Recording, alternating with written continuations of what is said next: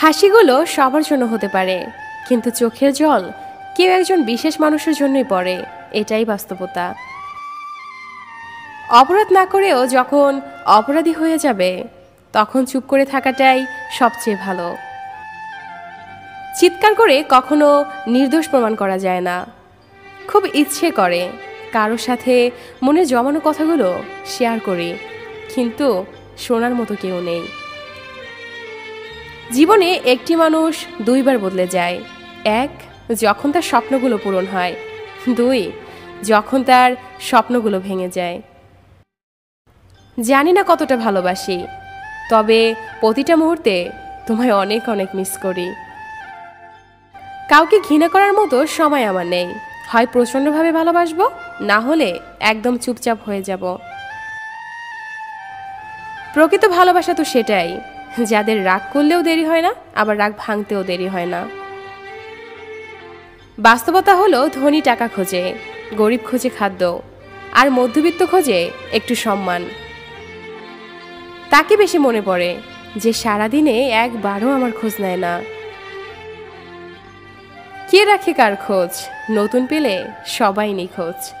চেনা মানুষ হয়েই থেকে গেলাম তোমার, আপন হতে পারলাম না।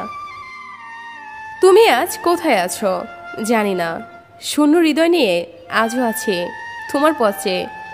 তুমি কি আর ফিরে আসবে না?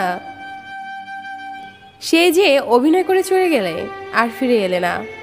অভিমানী তুমি আমায় একটুও বুঝলে না।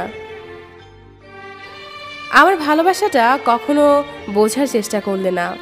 হয়তো তোমাকে একটু বেশি ভালোবাসতাম, হয়তো তোমাকে হারানোর ভয়টা একটু বেশি ছিল, তোমাকে নিয়ে স্বপ্নটা হয়তো একটু বেশিই ছিল। কিন্তু বিশ্বাস করো, কোনো স্বার্থ নিয়ে তোমাকে ভালোবাসিনি। স্বার্থ ছিল একটাই, তোমাকে আপন করে নেওয়া। জানতাম না কাউকে আপন করে পেতে চাওয়াটা ভুল। তোমাকে ছাড়া হয়তো বেঁচে থাকতে পারবো, কিন্তু সুখে থাকতে পারবো না। ভেবো না তাই বলে তোমার ইচ্ছের বিরুদ্ধে তোমাকে বিরক্ত করব। তুমি যদি আমায় ভুলে সুখে থাকো, তাহলে তাতেই আমার সুখ।